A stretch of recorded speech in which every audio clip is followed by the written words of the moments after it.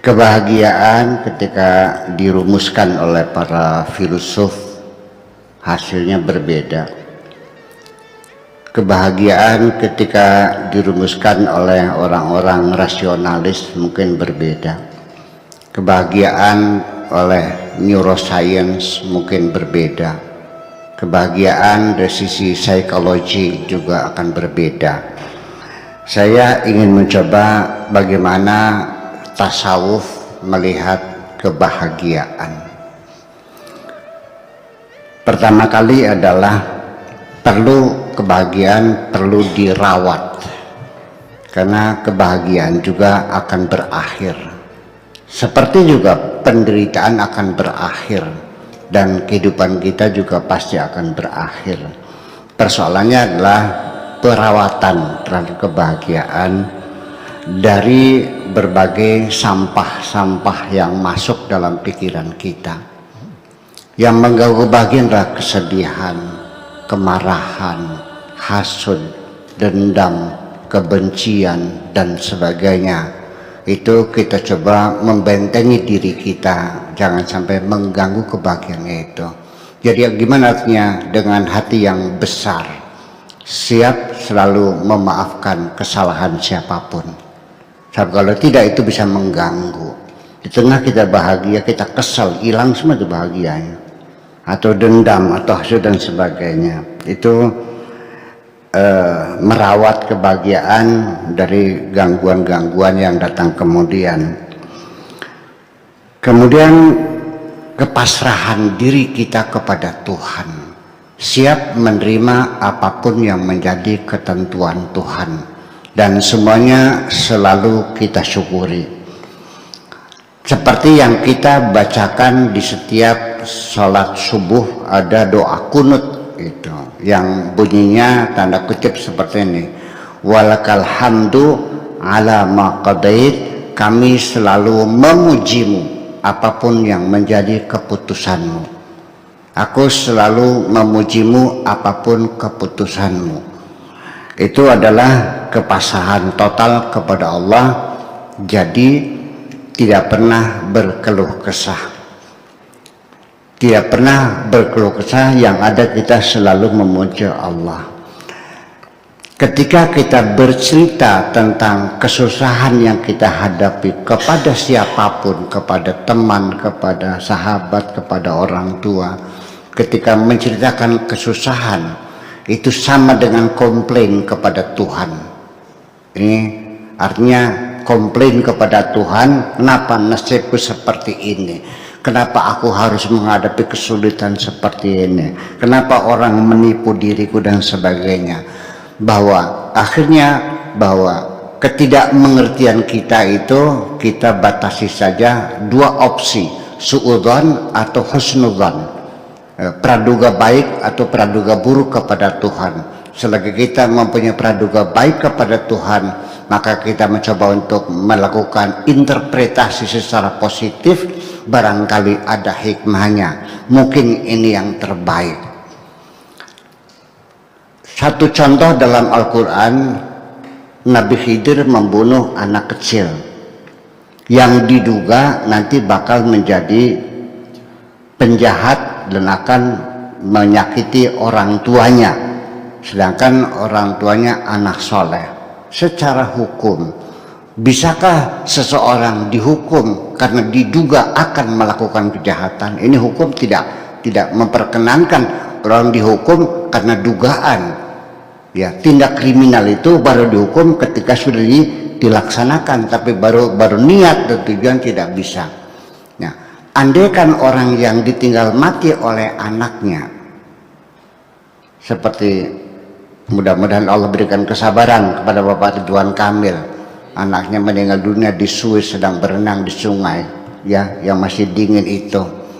Kalau ditafsirkan secara positif, barangkali anak ini dicabut oleh Tuhan untuk kebahagiaanku. Mungkin seperti Nabi Khidir nantinya akan durhaka kepada orang tuanya. Tentu kita tidak akan bersedih hati. Ketika kita calon suami kita ternyata berselingkuh. Baru saja ada orang datang ke tempat saya menangis calon suaminya berselingkuh dengan orang lain. Dia hampir mau bunuh diri. Saya bilang, ngapain dia bunuh diri? Iya, kamu nggak usah sedih, malah justru harus berterima kasih kepada Tuhanmu. Engkau diselamatkan oleh Tuhanmu. Sebelum kau kawin, keburukannya dibongkar oleh Tuhanmu. Kenapa engkau tidak berterima kasih? Bayangkan andaikan terjadi engkau sudah menikah dan lo selingkuh, apa yang terjadi? Untung sekarang dibuka lebih dulu. Jadi kita mencoba menafsirkan secara positif tentang apapun yang terjadi pada diri kita. Sehingga setelah itu, apakah rezeki, apakah musibah, tidak ada masalah kedua-duanya. Semuanya welcome. Datang silakan, pergi silakan. Jadi orang yang berpasrah diri kepada Tuhan itu tidak lebih selalu memuji Tuhan dalam kondisi apapun, keputusannya apapun. Dapat duit banyak, alhamdulillah. Dapat duit sedikit, alhamdulillah. Nggak dapat duit, alhamdulillah. Duitnya hilang, alhamdulillah. Alhamdulillah. Jadi bahagia yang tak terhingga. Makanya kekasih Tuhan adalah dihilangkan oleh Allah rasa takut dan sedihnya. Inna awliya Allahi la khafun alaihim walahum yahzanun. Kemudian yang berikutnya adalah ketulusan hati, keikhlasan. Sekalipun saya mengatakan bahwa ketika kita berbagi kebahagiaan, bisa menyenangkan orang lain, membantu orang lain, saya mendapat kebahagiaan, bisa menolong orang lain, dan kebahagiaan saya semakin membesar ketika kita berbagi dengan orang lain. Betul. Tetapi ketika kita berbuat baik kepada orang lain tidak tulus untuk Tuhan, masih ada harapan penghargaan, pengakuan, penghormatan. Ya kan, dengan bawa wartawan, difoto, diekspos di koran dan sebagainya. Walhasil ketika kita berbuat baik, ada harapan penghargaan dan sebagainya, bukan lillahi ta'ala. Percayalah, kita akan merasa kecewa dengan kebaikan-kebaikan itu. Seperti Nabi isyaratkan, ittaqi syarra man ahsanta ilaih, waspadailah kejahatan orang yang pernah engkau baiki. Anda kalau punya anak ngelawan sama Anda, durhaka, sakit hati enggak? Sebabnya apa sakit hati? Kalau yang durhaka anaknya orang lain, Anda sakit hati enggak? Kenapa Anda sakit hati? Karena kalau yang durhaka anak Anda sendiri, karena Anda merasa berbuat baik.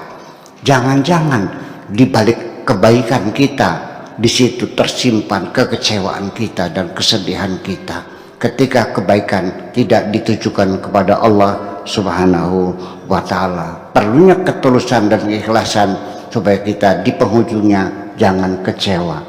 Di balik kebaikan kita ada kekecewaan ketika ternyata orang yang kita baiki tidak menghargainya. Dan kita, ya kan begitu, seperti itu. Nah, saya gimana? Saya juga sering digoda oleh setan seperti itu. Masih digoda, dan saya rekam dalam pikiran saya. Ketika ada orang susah, waktu itu butuh uang tidak banyak, hanya sekitar 2 juta lah untuk beli obat gitu. Uang sudah dipegang, tinggal dikasihkan saja. Ada bisikan di hati saya tanpa suara dan tanpa huruf. Tapi isinya adalah menyerahkannya nanti, nunggu kalau sudah banyak tamu. Maksudnya apa? Menyerahkan nanti, nunggu banyak tamu, supaya banyak yang melihat, supaya ada pengakuan atas kedermawanan saya. Saya bilang, wahai setan, aku lebih cerdas dari kamu. Ya, ini aku menyerahkan rezeki dari Allah dan kuberikan kepada hamba Allah. Aku hanya tukang pos saja kok. Silakan orang memuji, silakan mencaci maki, silakan, tidak ada urusan. Bagi saya pujian dan cacian adalah sama. Terima kasih. Luar biasa. Luar biasa.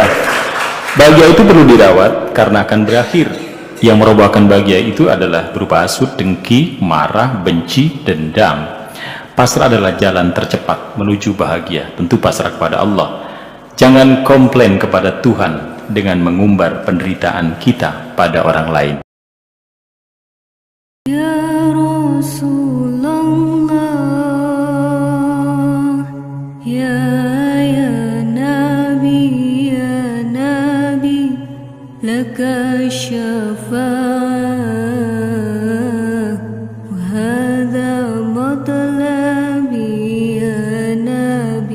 ya Rasulullah.